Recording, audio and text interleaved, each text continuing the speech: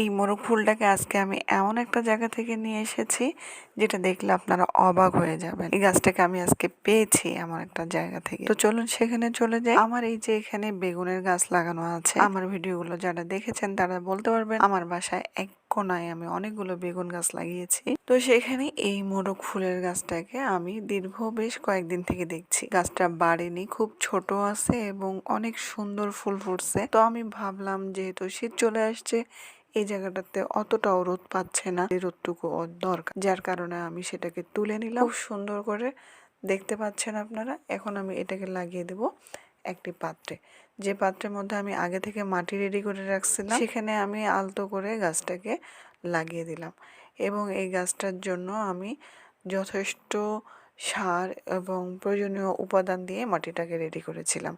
তো আমি সেই গাছটাকে লাগিয়ে দিলাম। এখন আমি গাছটাকে এমন একটা জায়গায় রাখবো যেখানে রাখলে পর্যাপ্ত রোদ এবং আলো বাতাস সবই পাবে। তো আমার গাছ লাগানো শেষ, এখন আমি গাছে পানি দিয়ে দেবো।